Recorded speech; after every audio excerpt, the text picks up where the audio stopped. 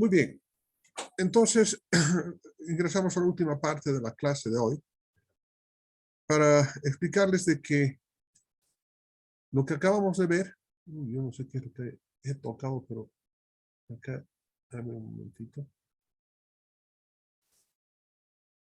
Ya, ahora voy a compartir.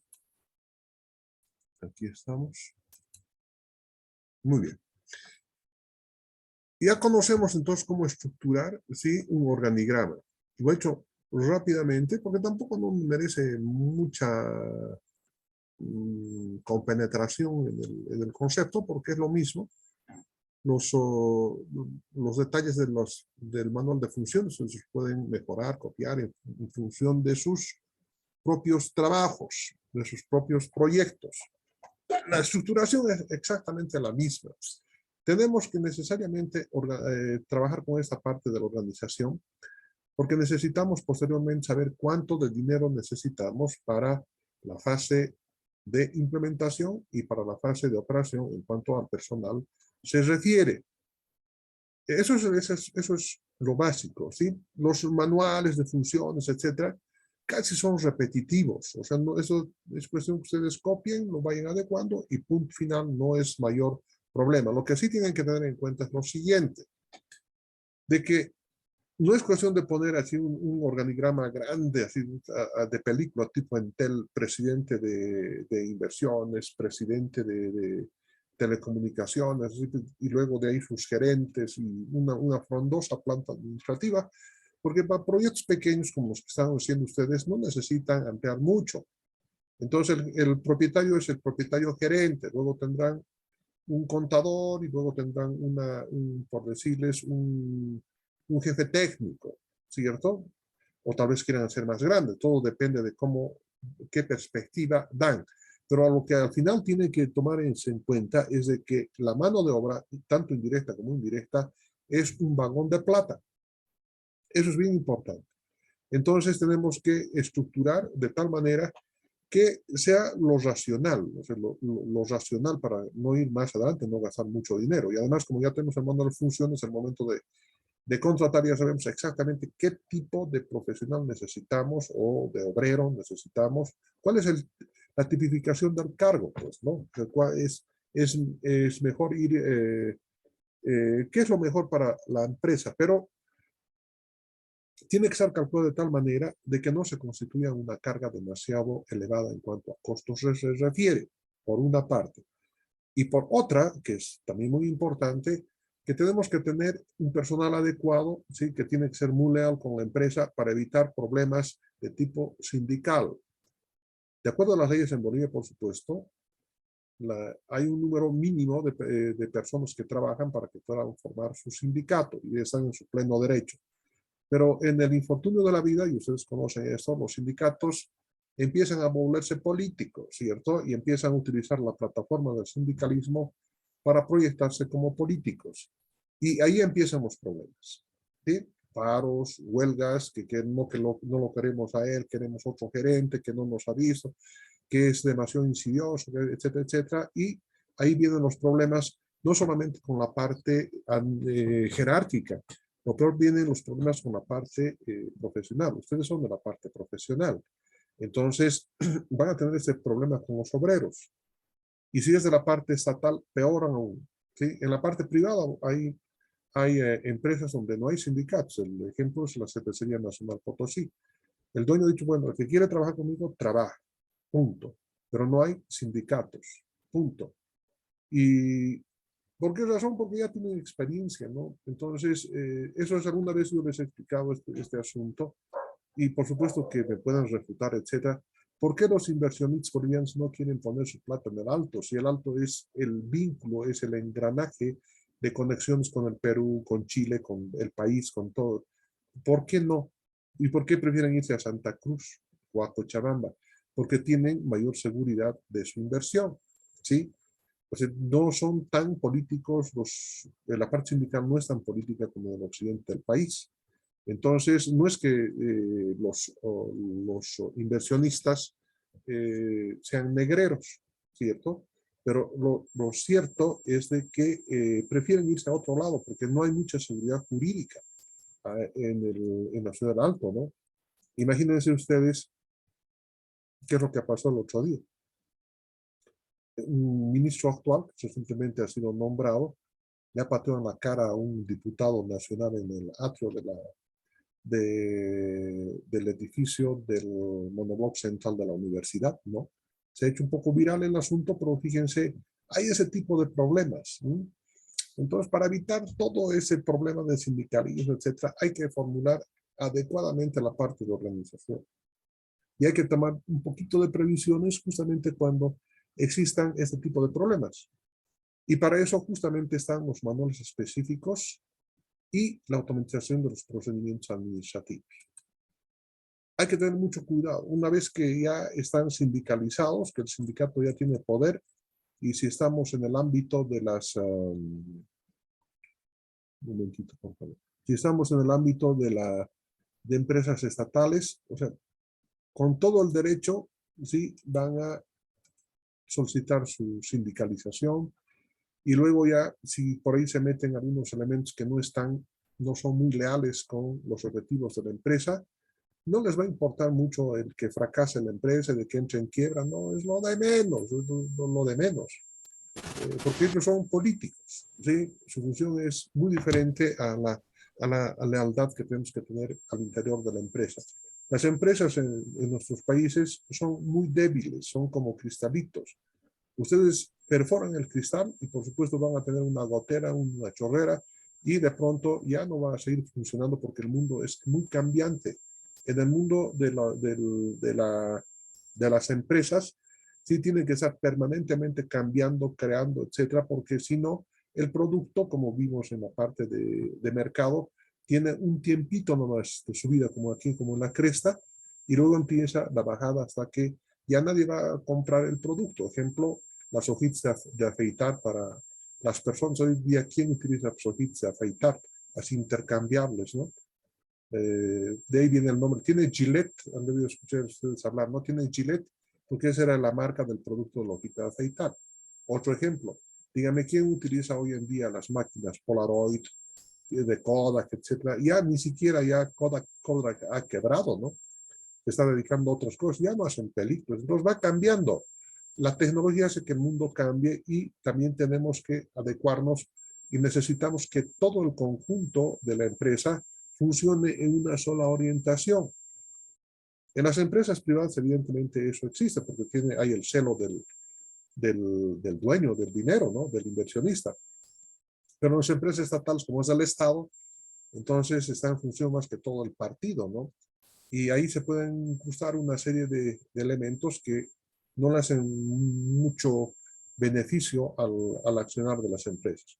¿Quieren que les dé un ejemplo? Tal vez algunos dicen, este es un político, nos está queriendo meter. No, no, les voy a dar un ejemplo.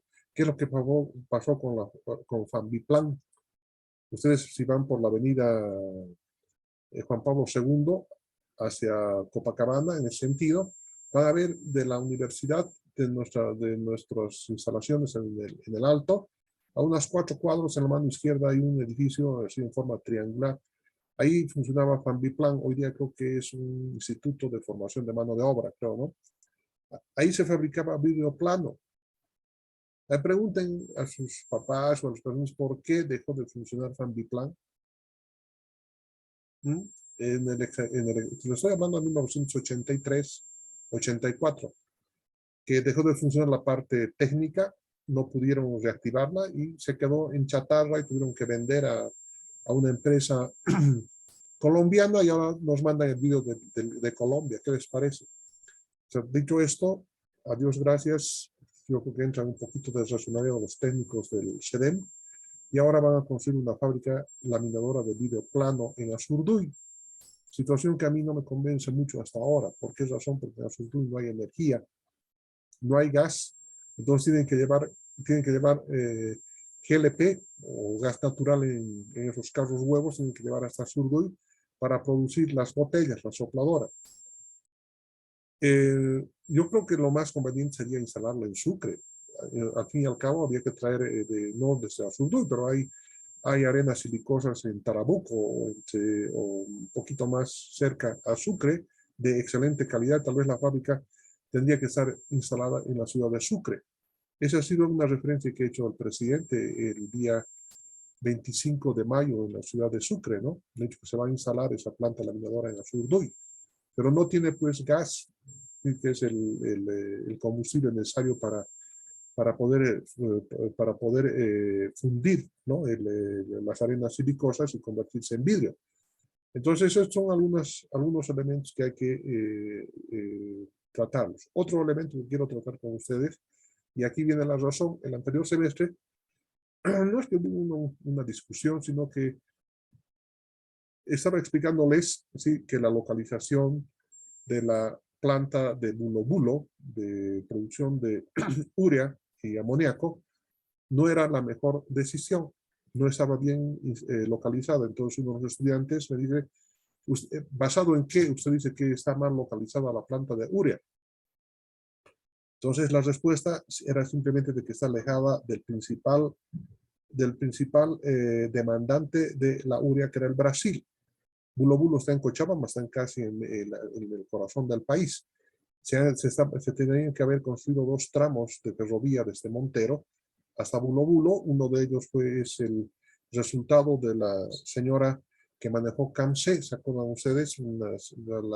La carita conocida, exactamente de ella estoy hablando, y no se terminó de construir el tramo de conexión con Bulo Bulo. Entonces, actualmente están utilizando para transportar urea camiones, un sistema bimodal hasta Montero, y desde Montero recién se está trasladando al tren y tiene que ir hasta el Brasil. Evidentemente están llevando al Perú también, pero en unas cantidades ínfimas, pues, ¿no? Entonces, la idea del doctor Escalera, que era el presidente de inversiones de yacimientos de hace unos 10 años atrás, eran buenas. Él decía, hay que construir 3 plantas. Una en la frontera con Brasil, en Puerto Suárez, una segunda en Villamontes y una tercera en Uyuni. Bueno, la de Uyuni no va a ser posible porque el tubo que tenía que conectar los yacimientos del Chaco y extenderse hacia Chile no va a ser posible. La idea era solamente llegar hasta Uyuni, ¿no? Pero no se quiso hacer. Ustedes han tenido una guerra, hemos tenido una guerra en los del Alto, cuando el GONI, y hemos impedido que se haga ningún tubo hacia Chile. ¿Para qué era instalar en Uyuni? En Uyuni ahí se tenía que instalar una planta de amoníaco también y de urea para atender la demanda de la República de Chile y la de la República del Perú, y la de Villamontes para atender las demandas de la Argentina y del Paraguay, y la planta en Puerto Suárez para atender la demanda del Brasil, que tenía que ser la más grande. La información del día de hoy ha dado a entender de que se va a construir una segunda planta de urea, y esa planta de urea no sabemos dónde va a estar instalada, pero creo que lo racional es que la instalen en Puerto Suárez. Y no sé si se instalará el día de mañana una más grande. Bueno, pero de todos modos es un buen negocio. Y ahí está yendo adelante. Claro, se instaló en Bulo Bulo la planta de urea porque era el único yacimiento que no tenía interconexión a la red de gasoductos que tiene Brasil, que tiene Bolivia para la venta de gas al Brasil y a Argentina. Entonces, hay muchas circunstancias en la localización, como ustedes habrán visto, pero ya está instalado, ya está funcionando, y para bien de Bolivia, ¿no? Pero el volumen de exportación de carga es elevado. Entonces, hay que terminar ese tramo entre la mitad y Bulo Bulo, ¿sí? Bueno, veremos qué es lo que ha pasado con los chinos, qué ha pasado con los señores. Es un asunto que no nos corresponde a nosotros tocar, pero sí rememorar para que sepamos que no todos somos personas que no tenemos memoria, ¿cierto? Bien. Para evitar todo ese tipo de problemas, ¿sí?, al interior de las plantas de la organización, necesitamos elaborar estos manuales específicos. Uno de los manuales es el manual de funciones que acabamos de ver, otro es el manual de organización, que también ya lo hemos visto. Otro manual de procedimientos administrativos, manual de procedimientos. Hay que elaborar también los reglamentos, ¿sí?, para la conducta. Es decir, fíjense, yo he trabajado en una empresa pública y me he encontrado con los siguientes problemas. El primer problema es de que mis compañeros trabajadores venían en una borrachera que no se podían entender y se entraban a trabajar en la parte eléctrica. Imagínense. Varias veces los hemos detectado, pero la mayoría de las veces con una media botellita dentro parece que no se nota mucho, ¿no? Mascan chicle de esos de clorofila y no se les nota nada, ¿no? Excepto al rato que están empezando a dormir y manejar con equipo eléctrico, están manejando pues, fíjense, 24.9 kilovoltios, están manejando 10.000 voltios en la ciudad, están manejando cables conductores y después resultan heridos y dicen, no, que es por la falta de la planificación en seguridad industrial, etcétera, etcétera, ¿no? Y les he encontrado varias veces a mis trabajadores en tremendas borracheras en un boliche en horas de trabajo. Entonces, para evitar todo esto, tiene que haber un reglamento. Y el reglamento tiene que estar aprobado, ¿no? Se dice, señor, la primera persona que venga ebria a las instalaciones de la planta industrial, se le va a sancionar por 2 días. Segundo intento, 1 semana. Tercer intento, fuera de la empresa porque no se puede admitir más. Y evidentemente uno de los graves problemas en las ciudades del occidente del país es la borrachera. Mucho beben, ¿no? Los trabajadores en especial. Salen de la empresa como si fuera la última vez, van a cualquier local a emborracharse. Y estoy hablándoles una cosa que es completamente cierta. No todos, por supuesto, pero hay grupos que practican este tipo de situación que les estoy comentando. Entonces, para eso hay que elaborar esos reglamentos que están acá, ¿no? Entonces, de hecho, estoy aquí comentando toda esta circunstancia. No es por el hecho de que el proyecto se vea más bonito, sino que tiene que saberse a quién contratar, cómo contratar, y una vez que esté contratado se le presenta el reglamento y se dice, señor, usted tiene que cumplir con estas reglas. Usted no las cumple, usted va a ser sancionado porque está poniendo en riesgo la vida de sus compañeros, está poniendo en riesgo la vida de los activos fijos de nuestra empresa, está poniendo en riesgo el futuro y el cumplimiento de nuestras obligaciones, ¿cierto? Entonces, normalmente en el país, las leyes laborales favorecen siempre al obrero, ¿sí? Al patrón que conozca muy pocas veces, ¿sí?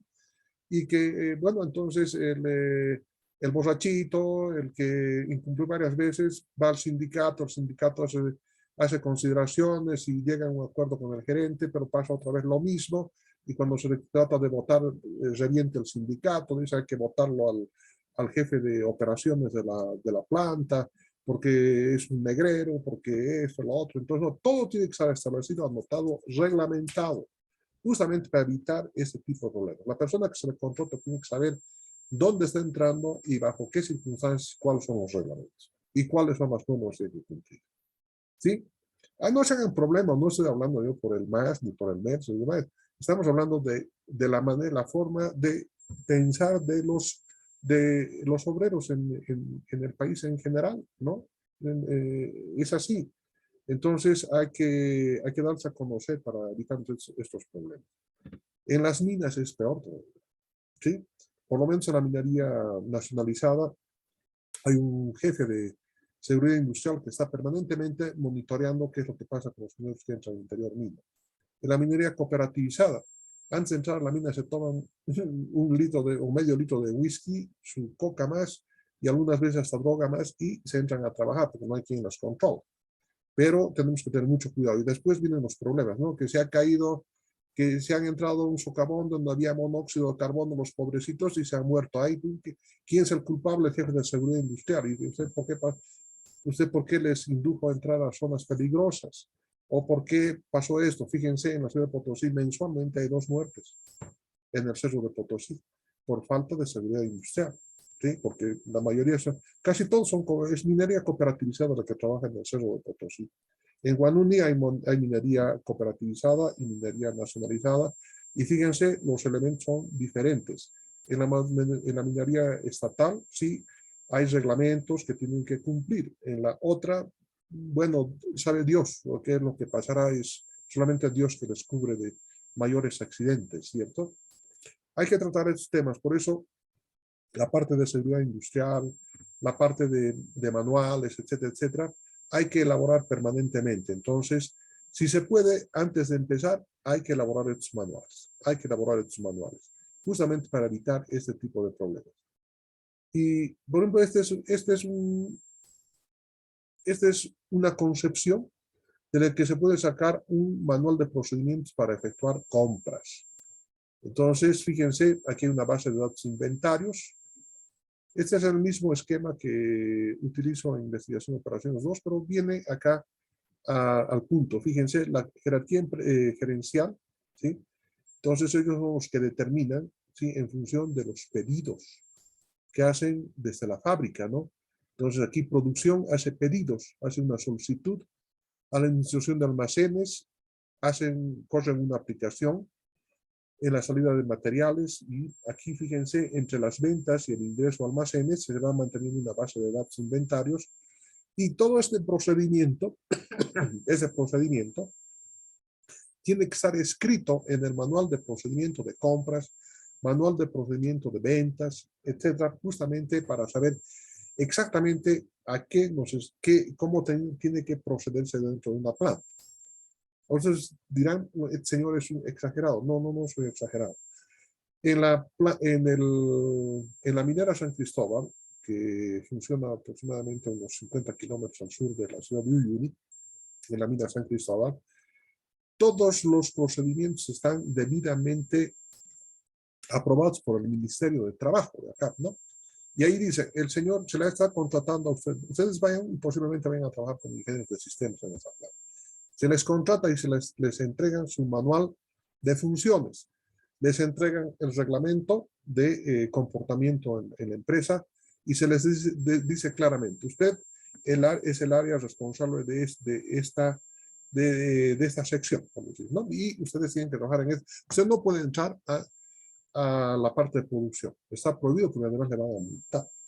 Usted tiene que trabajar de tal hora a tal hora, tiene que servirse de tal hora alimentos y tiene que, no puede salir de su habitación al pueblo, ¿sí? No puede ir a ninguna parte de lunes a viernes o los 15 días que usted tiene que trabajar. Al concluir esto, usted tiene una semana de libertad porque trabajan sábados y domingos más, ¿no?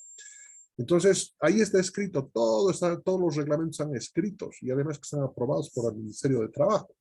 Entonces, cuando un obrero, un profesional, etcétera, se consigue meter bebidas a su puesto de trabajo y se chupa y le encuentran, entonces el señor le dice, el reglamento dice que usted no puede beber, se ha puesto en riesgo la vida de sus compañeros, en riesgo la vida de la empresa, por lo tanto, fuera, punto final, ahí se acabó la vida, la vida o su estancia en la empresa. Entonces, así nomás. ¿Sí? Entonces, para querer funcionar bien, hay que también que reglamentar bien, porque trabajar con la parte humana es un trabajo muy sensible, les comento. Ustedes pueden ver a una señorita o un joven muy simpático, muy profesional, con sus títulos, maestrías, inclusive doctorados y títulos por aquí y por allá, pero ya cuando entran a la parte laboral empiezan a cambiar las cosas. No les gustan ciertas cosas, ¿no? Están acostumbradas a otras, entonces hay que especificar bien. En el momento de decir, señor, usted va a ser contratado, pero usted tiene que leer este reglamento. Si usted no está de acuerdo con ese reglamento, no entre. Y si usted está de acuerdo con ese reglamento, tiene que cumplir. Y las cosas funcionan de esa manera. Y de esa manera, o sea, por lo menos podemos pensar en que el proyecto que hemos elaborado bajo estos cánones, por lo menos así va a ir desarrollándose en el futuro, ¿sí? Ya estamos colocando todas las reglas del juego en este tipo de manuales de procedimientos, manuales de funciones, reglamentos. Tiene que haber manuales de procedimientos para ventas, para compras, para mantenimiento de inventarios, para mantenimiento de equipos, absolutamente para todos. Y un ejemplo de ese nivel es San Cristóbal, ¿sí? Que tienen los estándares más altos en cuanto a la aplicación de las ISOs, ¿no? De las normas. Entonces, tratemos de llegar a ese nivel, en la parte de elaboración. Evidentemente no podemos hacer absolutamente todo, siempre se nos va a ir algo, pero ya en la fase de operación hay que ajustar esas partes. La parte humana es la parte más conflictiva y a un motor ustedes pueden decir, no, este motor ya no funciona, cambian otros, ustedes no pueden hacer lo mismo con una persona. ya no funciona, cámbienlo, ¿no? El señor puede ir al ministerio, puede tomar los servicios de un abogado e inicia el proceso, y si las cosas no están bien reglamentadas, aprobadas por el ministerio, vienen las multas y los problemas, etcétera, etcétera, ¿no? Entonces, todo tiene que estar reglamentado. En un principio, en San Cristóbal había un jefe de personal que era un chileno, un abusivo.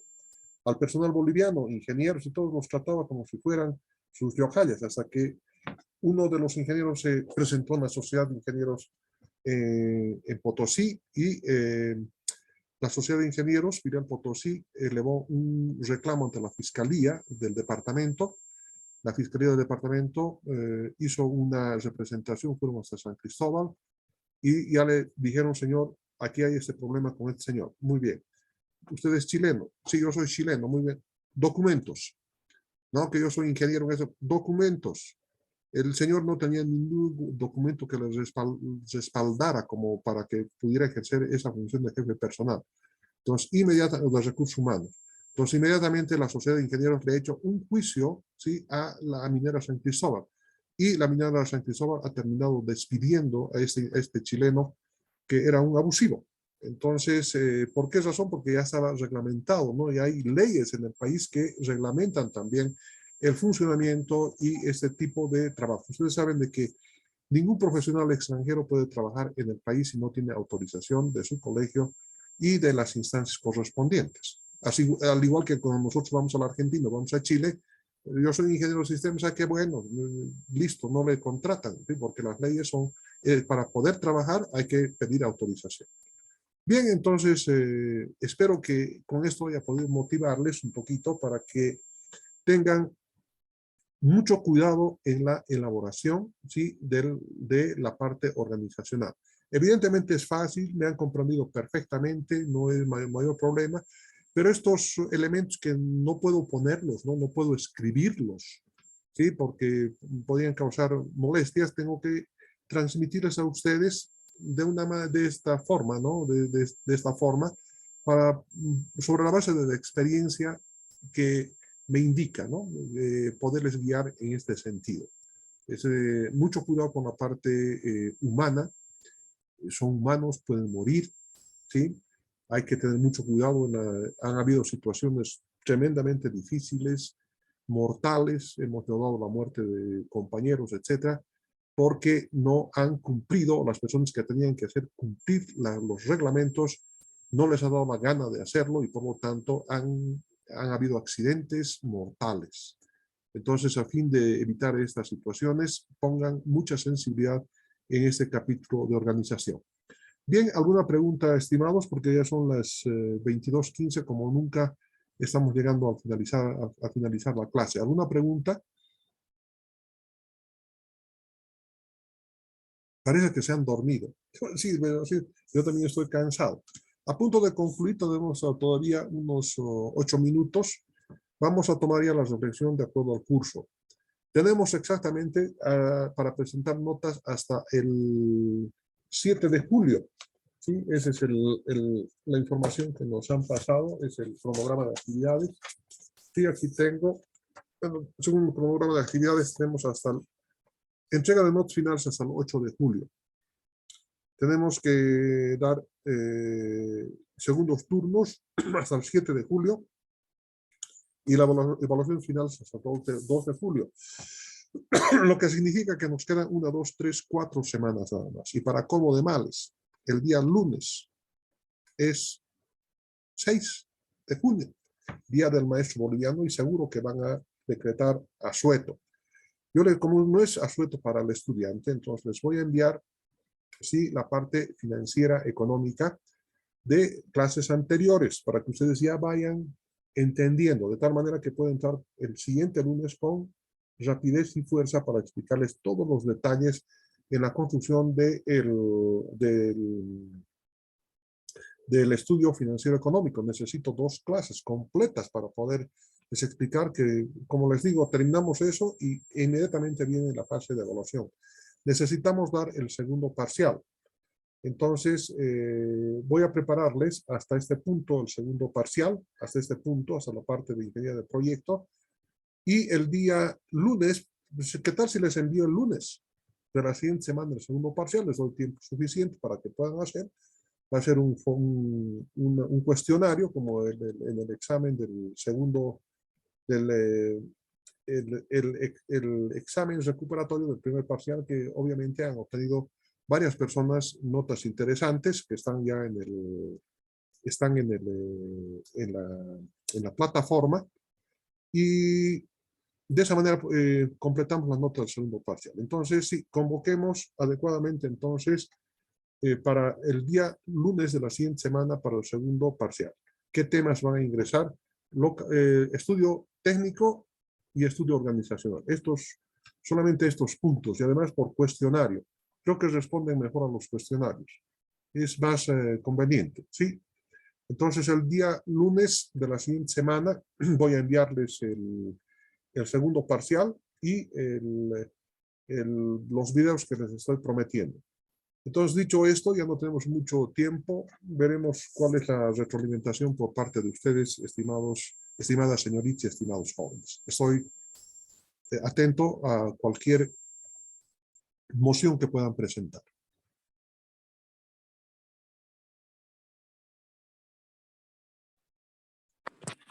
Ingeniero, buenas noches.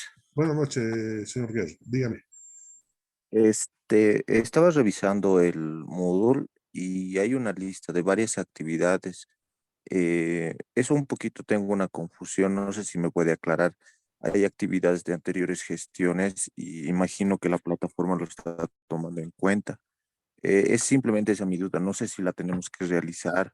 Hay algunas actividades que anteriormente ya nos ha dado, la hemos hecho, pero en la lista del Moodle que ya ha subido de este primer parcial recuperatorio salen muchas más actividades. Esa es mi duda, ingeniero. No, no, no, exactamente son las... No, yo tengo un control absoluto de este asunto. Y atención, por favor, siempre ha ocurrido esta... Como estamos, fíjense, creo que la intención de la dirección es de tener una biblioteca.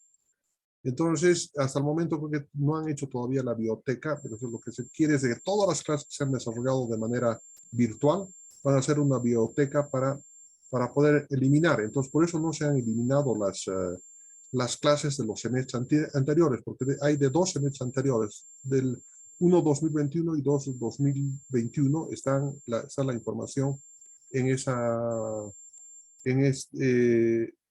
de una manera secuencial. Es muy posible que se hayan equivocado, pero es explícitamente para la calificación del primer parcial. Hemos tenido los siguientes, las siguientes actividades. No, aquí tenemos, vamos a ver un momentito. Estas son las actividades. Sí, estas son las actividades. No, esto es investigación operativa. Son cuatro actividades y yo me acuerdo que el primero tenía 40 puntos, después tenía 10 y después tenía 10 también. Y el examen final, por aquí debe estar. A ver, vamos a ver. Un momentito. No es que me haya confundido, sino que es muy probable. Siempre tienen que haber las fechas. Siempre tienen que haber las fechas. Pero debe estar por acá. Aquí está. Planificación del proyecto varía 40 puntos. Luego había elaboración del estudio socioeconómico 10 puntos. Y el examen del primer parcial 50 puntos. Y posteriormente el examen recuperatorio que era por 100 puntos, pero que yo voy a ver la distribución, o sea, cómo voy a hacer para favorecer al estudiante. Lo que no estoy pudiendo encontrar acá es mi planillita. Aquí está mi planillita, sí. Preparación, sí. Primer parcial, primera parte sobre 40 puntos. Primer parcial, segunda casilla sobre 10. Y tercera, el primer parcial de 50. Entonces, esos son los puntos. Si hubieran habido algunas tareas más, pero esas son las tareas principales que hemos tenido. Entonces, vamos a ver, esas son las calificaciones. Entonces, mucho cuidado con que se confundan, ¿sí? Mucho cuidado con que se confundan. No sé si está aclarada la idea. Una consulta, cortándole un cachito al compañero. He visto que ha calificado tenemos tres calificaciones la mayoría. Sí, Yo pienso que todavía no ha calificado el resto, ¿no, Inge? ¿Cuál es el resto? O O sea, lo que ha dicho ahorita, yo he escuchado que ha nombrado como 4, No, pero la son, mayoría solo tenemos calificados sobre 3 nada más actividades. sí, son 3 actividades semanas que hemos hecho. En total, sí. Sí, una es planificación del proyecto, que varía 40 puntos, elaboración del estudio socioeconómico 10, y el examen de primer parcial que varía 50%. Sí, solo tenemos esas 3 calificaciones, Sí, casi la 3 mayoría. calificaciones. Sí, sí, esas 3. Son 3 que tenemos nada más. Correcto. Está bien, estoy de acuerdo. Sí, sí, sí, sí, 3 nomás. 3 nomás. Ingeniero, Sí, dígame. disculpe. En anteriores clases creo que había un compañero que estaba reclamando de que había subido su tarea, pero se había equivocado en el enlace, lo había subido a otro link, como hay varias tareas, ¿no, ingeniero? Y yo también tengo esa susceptibilidad de si lo he subido alguna de estas tareas que ha mencionado a otro lado. No sé si nos podría considerar que esté en la plataforma dentro del plazo límite que usted ha puesto, aunque nos hayamos equivocado, que se considere eso, ingeniero, aunque sea unos puntos, porque Mira, no, no, no, tal vez hemos es fallado en correcto, no, es correcto. Lo que tienen que indicarme es de forma personal, decir, yo soy el estudiante fulano de tal, ¿de acuerdo? Erróneamente he subido a la plataforma a tal tarea o que indica dónde han subido, o sea, qué sitio, para que yo también pueda ver ahí.